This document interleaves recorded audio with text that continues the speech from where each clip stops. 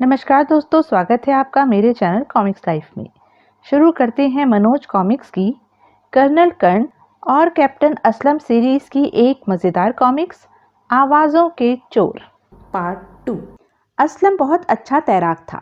पानी के अंदर ही अंदर वह दूसरे किनारे की तरफ तैरने लगा, पर असलम को मालूम नहीं था कि किनारे पर एक अन्य पेड़ की ओट में लुईस छुपा हुआ उसे फरार होते देख रहा था।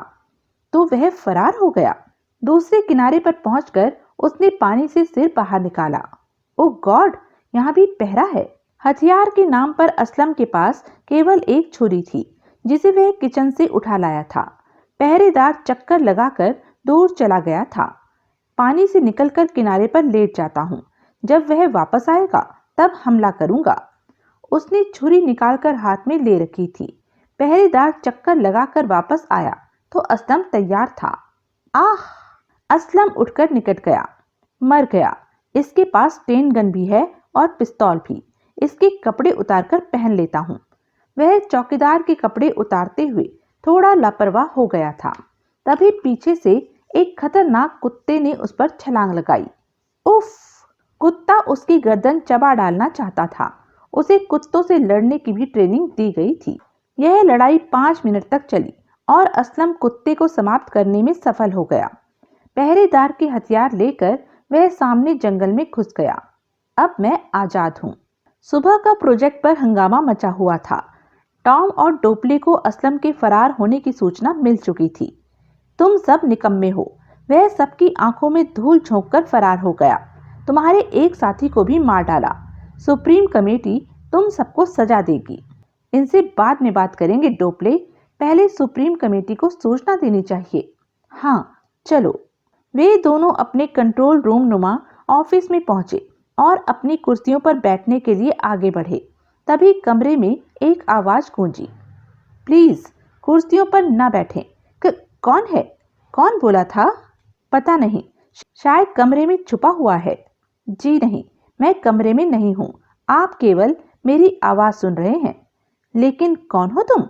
सामने आओ।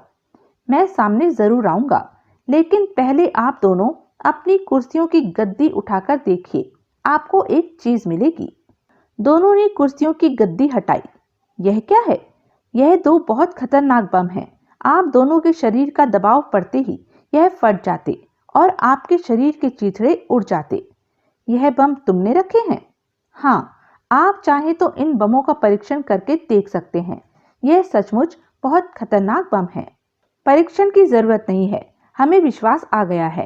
पहले यह बताओ, तुम्हारी आवाज हम तक कैसे पहुंच रही है? दोनों ओर से काम करने वाले ट्रांसमीटर के द्वारा। ट्रांसमीटर का माइक्रोफोन आपकी मेजों के नीचे छुपा हुआ है। अब आप कुछ और भी सुने। कहकर आवाज खामोश हो गई और कमरे में कुछ और आवाजें उभरी। अब हम कामयाबी के करीब हैं डोपले। हाँ, जल्दी ही सुप्रीम कमेटी पूरी दुनिया पर अधिकार कर लेगी और फिर हम सब दुनिया पर राज करेंगे। टॉम, यह तो हमारी आवाजें थी। तुमने यह कैसे टेप की? जिस तरह अपनी आवाज वहां तक पहुंचाई है, मैंने आपके ऑफिस में बहुत से माइक्रो ट्रांसमीटर छुपा रखे हैं। ऑल राइट, अब यह बताओ, इन हरकतों का क्या मतलब है? क्या चाहते हो तुम? यह मैं सामने आकर बताऊंगा। मैं वहां आ रहा हूं। प्लीज आप लोग कोई गलत कदम उठाने की कोशिश ना करें। और कुछ ही क्षण बाद दरवाजे में लुईस प्रविष्ट हुआ। लुईस, तुम? यस सर, मैं ही आपसे बात कर रहा था। वैसे मेरा असली नाम कैप्टन प्रशांत है और मैं भारतीय सीक्रेट सर्विस के लिए काम करता हूँ। तुम भारतीय जासूस हो? जी हाँ। बात यह है मिस्टर टॉम और मिस्टर डोपले कि आप लोग मुझसे बहुत कुछ पूछना चाहेंगे, इसलिए बेहतर है कि मैं खुद ही आपको सब कुछ बता दूं कि मैं क्या हूं और क्या करना चाहता हूं। सबसे पहले तो यह सुन लीजिए कि यहाँ के बारे में सारी जानकारी मैं एक इलेक्ट्रॉनिक कंप्यूटर को रिकॉर्ड करा चुका हूँ। यह मेरा निजी कंप्यूटर है। मेरे मरते ही वह कंप्यूटर सारी जानकारी मेरे डिपार्टमेंट सीक्रेट सर्विस को ट्रांसमीटर पर देगा और मेरे मरने के 1 घंटे के भीतर आपके इस प्रोजेक्ट को सरकार नष्ट कर देगी। इसलिए प्लीज आप लोग मुझे मारने की कोशिश न करें। अब अपने काम की बात सुनिए। मुझे मालूम है कि एक और जासूस यहाँ आया था, जो रात को यहाँ से फरार हो गया है, लेकिन मैं जानता हूँ कि इस वक्त वह कहाँ है, क्योंकि मैंने एक बहुत छोटा माइक्रोचिप ट्रांसमीटर उसके जूते में छुपा दिया था। आप चाहें तो मैं उस जासूस को गिरफ्तार करा सकता हूँ, लेकिन इसके लिए आपको मुझसे एक सौदा करना होगा, और वह सौदा यह होगा कि मुझे अपनी सुप्रीम कमेटी से मिलाना होगा। दरअसल मैं अब सरकारी नौकरी करते हुए थक चुका हूँ और अब दौलत कमाकर ऐश करना चाहता हूँ, इसलिए मैं आपके इस प्रोजेक्ट में हिस्सेदार बनना चाहता हूँ। तुम सचमुच खतरनाक आदमी हो मिस्टर लुइस, हम तुम्हारी बात समझ गए हैं, लेकिन पहले तुम उस जासूस को गिरफ्तार कराओ, उसके बाद हम सुप्रीम कमेटी से तुम्हारे बारे में बात करेंगे। जी नहीं, आप पहले सुप्रीम कमेटी से बात कीजिए और मुझे लेकर उनसे मिलाने चलिए। वह जासूस यहाँ से 15 मील दूर किसी स्थान पर छुपा हुआ है। दिन के समय वह सफर नहीं कर सकता, इसलिए वहीं छुपा रहेगा। सुप्रीम कमेटी से मिलने जाते समय हम उसे गिरफ्तार कर सकते हैं। लेकिन लेकिन आप लोग यह बिल्कुल न समझें कि मैं झूठ बोल रहा हूँ। मुझे अपनी मौत की भी परवाह नहीं है। मैंने यह सब कुछ बड़े प्लान के साथ किया है। मेरी योजना संपूर्ण है। आप मेरी हत्या करके देख लीजिए। 1 घंटे में आपका यह प्रोजेक्ट समाप्त हो जाएगा, इसलिए बेहतर यही है कि आप वही कीजिए जो मैं कहता हूँ। आगे आपकी मर्जी। ऑल राइट मिस्टर लुइस, आप अपने सेक्शन में जाइए। हम सुप्रीम कमेटी से बात करके अभी आपके पास आते हैं। ओके। लुइस चला गया तो टॉम ने कहा, तुम्हें उसकी बात पर विश्वास है? हाँ, वह सचमुच खतरनाक है। यह बम, ट्रांसमीटर और उसका आत्मविश्वास देखकर मुझे उसकी बात पर विश्वास है। हमें उसकी बात मान लेनी चाहिए। मैं सुप्रीम कमेटी से बात करता हूँ। आधे घंटे बाद डोपले और टॉम लुइस को साथ लेकर एक हेलीकॉप्टर में यात्रा कर रहे थे। पहले हम जासूस को गिरफ्तार करेंगे, फिर सुप्रीम कमेटी से मिलने जाएंगे। कुछ देर की उड़ान के बाद, तुम कह रहे थे कि वह 15 मील के दायरे में कहीं छुपा हुआ है। हम उसका पता कैसे लगाएंगे? इस घड़ी के जरिए। मेरी यह घड़ी वास्तव में उस ट्रांसमीटर का रिसीविंग सेट है जो उस जासूस के जूते में छुपा हुआ है। आप जंगल के ऊपर उड़ान भरते रहिए। मैं रिसीविंग सेट पर नजर रखे हुए हूँ। सिग्नल मिलते ही मैं आपको सूचित कर दूंगा। 10 मिनट बाद। बस यहाँ कोई जगह देखकर हेलीकॉप्टर उतार लीजिए। ओके। हेलीकॉप्टर जंगल में बने एक मैदान में उतर गया। यहाँ से 200 गज के दायरे में ही वह किसी जगह छुपा हुआ है। लुइस की घड़ी से लगातार सिग्नल प्रसारित हो रहे थे और सिग्नल के सहारे वे तीनों आगे बढ़ रहे थे। अरे, जंगल में यह घास फूस की झोपड़ियां कैसी हैं? यह तो वीरान लगती हैं। शायद किसी शिकारी दल ने यहाँ अपना कैंप लगाया होगा।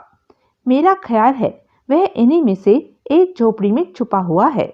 बहुत सावधानी से बिना आवाज किए चलते हुए उन्होंने झोपड़ियों में झांक कर देखना शुरू किया। फिर लुइस को एक झोपड़ी में असलम नजर आ गया। उन दोनों को दरवाजे पर छोड़कर लुइस भीतर गया और असलम की स्टेन गन उठा ली। उठो और अपने हाथ ऊपर उठा लो। असलम को मुकाबला करने का भी अवसर नहीं मिला था। डोपले ने जेब से नायलॉन की डोरी निकालकर उसके हाथ बांध दिए और तीनों उसे झोपड़ी से बाहर ले आए। हम मान गए मिस्टर लुइस कि आप बड़ी ऊंची चीज हैं। अब हम सुप्रीम कमेटी के पास चल रहे हैं। एक बार फिर वे हेलीकॉप्टर में उड़ान भर रहे थे। सुप्रीम कमेटी का हेडक्वार्टर कहाँ है? मेरा मतलब है, हमें अभी कितनी देर और यात्रा करनी होगी? हेडक्वार्टर अरब सागर स्थित एक छोटे से टापू पर है। हम 1 घंटे में वहां पहुंच जाएंगे। मैं सुप्रीम कमेटी से मिलने के लिए बेचैन हूँ। 1 घंटे बाद उनका हेलीकॉप्टर समुद्र के ऊपर एक टापू के गिर्द चक्कर लगा रहा था। हम मंजिल पर पहुंच गए हैं, तो हेलीकॉप्टर नीचे उतारो। हेलीकॉप्टर एक मैदान में उतर गया। वेलकम, आप लोगों की प्रतीक्षा की जा रही है। आइए। यहाँ तो आबादी की कोई आसार नहीं है। गार्ड उन्हें 2 बड़ी चट्टानों के बीच लेकर आया और एक चट्टान में लगा हुआ कोई गुप्त स्विच दबाया। वे भीतर प्रविष्ट हो गए तो दरवाजा स्वयं बंद हो गया। काफी सुरक्षित जगह है यह। जी हाँ, हमारी अनुमति के बिना यहाँ परिंदा भी पर नहीं मार सकता। फिर वे एक बड़े गोल कमरे में पहुंच गए। वहां 2 गार्ड मौजूद थे। स्वागत है, सुप्रीम कमेटी आपका इंतजार कर रही है। कैदी को हमारे हवाले कर दीजिए और अपने हथियार यहाँ रख दीजिए। नहीं, कैदी हमारे साथ जाएगा। मैं सुप्रीम कमेटी को कुछ दिखाना चाहता हूँ। गार्ड ने विरोध नहीं किया, बल्कि दीवार में लगा एक स्विच दबाकर एक गुप्त दरवाजा खोला। मिस्टर डोपली और मिस्टर टॉम यहीं रुकेंगे। मिस्टर लुइस, आप कैदी को लेकर भीतर जाइए। लुइस ने अपने हथियार वहां रख दिए थे। चलो। यह भी एक कॉरिडोर था। उनके भीतर आते ही कॉरिडोर में एक आवाज गूंजी, मिस्टर लुइस, आगे चले आइए। तीसरा दरवाजा खोलकर अंदर आ जाइए। हम यहाँ हैं। वह कमरे का दरवाजा खोलकर भीतर प्रविष्ट हुए और हैरान रह गए। सामने ही एक बड़ी मेज के पीछे 5 व्यक्ति बैठे थे और वह पांचों अमेरिका, रूस, चीन, फ्रांस और जापान के राष्ट्रीय अध्यक्ष थे। No, oh my God! कुछ देर बाद लुइस ने मुस्कुराकर कहा, अब मैं समझ गया। क्या समझ गए आप? आपकी स्कीम। मुझे पार्टनर बनाने के बाद आप मुझे किस देश का राष्ट्रपति बनाएंगे? आपको भारत का प्रधानमंत्री बना दिया जाएगा। ओ माय गॉड! आप सब नकली राष्ट्रपति हैं। हाँ, लेकिन हम असली इंसान हैं। हमने आवाजें खत्म करने का एक हथियार तैयार किया है। उसका इस्तेमाल करके हम व्हाइट हाउस, क्रेमलिन वगैरह में सन्नाटा फैला देंगे। कोई आवाज न होगी। इस बीच उन सभी देशों के राष्ट्रीय अध्यक्षों को अपहरण कर लिया जाएगा और उनका स्थान हम ले लेंगे। और फिर जब सन्नाटा टूटेगा तो हम उन देशों के मालिक होंगे। हम मिलकर संयुक्त राष्ट्र संघ में प्रस्ताव रखेंगे कि पूरे विश्व की एक संयुक्त सरकार बनाई जाए। हमारा प्रस्ताव पास हो जाएगा और इस तरह हम पूरी दुनिया पर अधिकार कर लेंगे। पूरा विश्व पर हमारा कब्जा होगा। इस योजना पर हम बरसों से काम कर रहे हैं। हमने अब तक खरबों रुपया अपनी योजना पर खर्च किया है। हम सब बहुत धनवान हैं। मिस्टर लुइस, केवल आप हमारे ऐसे साथी होंगे जो धनवान नहीं हैं, लेकिन हमें सफलता मिलते ही आपको भी दौलत की कमी नहीं रहेगी। आपका प्लान सचमुच अनूठा और त्रुटिहीन है जेंटलमैन, लेकिन आपसे एक गलती हो गई है। आप लोगों को मुझे यहाँ नहीं बुलाना चाहिए था और ना ही इस कैदी को यहाँ आने की अनुमति देनी चाहिए थी। क्यों? यह कैदी कौन है? यह कैप्टन असलम है और मैं भी लुइस या प्रशांत नहीं हूँ, बल्कि मेरा नाम कर्नल कर्ण सिंह है। कर्नल कर्ण सिंह, भारतीय सीक्रेट सर्विस का नंबर 1 जासूस?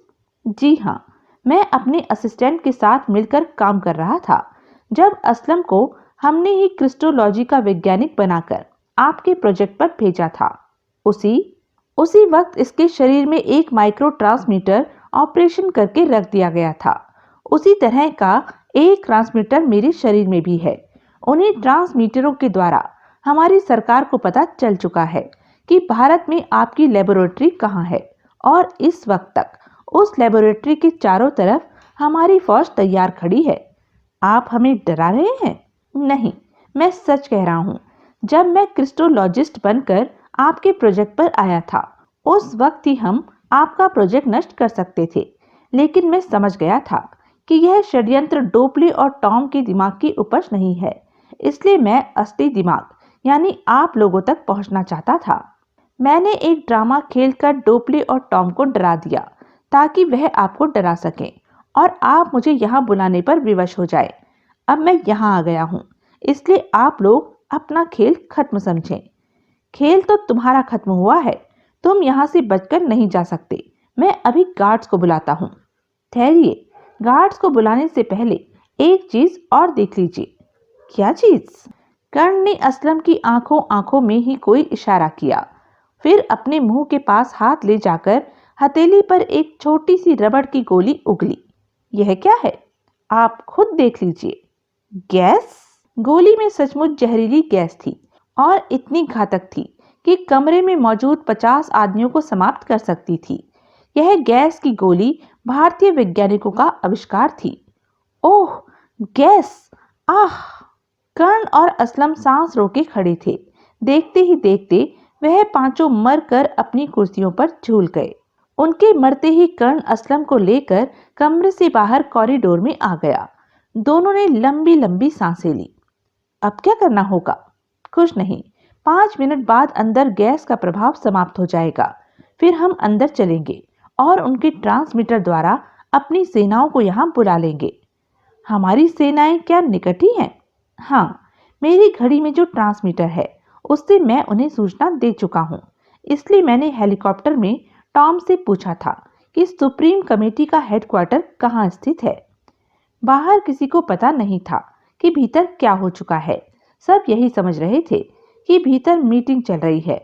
आधे घंटे बाद भारतीय वायुसेना के हेलीकॉप्टर टापू के ऊपर पहुंच गए। कुछ ही देर में सुप्रीम कमेटी के हेडक्वार्टर पर भारतीय सेना का अधिकार हो गया। कर्ण ने ट्रांसमीटर पर जनरल यादव को खुशखबरी सुनाई। सर, ऑपरेशन सफल रहा। Good, you are great colonel. Headquarter से मिली कागजातों पर सुप्रीम कमेटी के सारे राज दर्ज थे।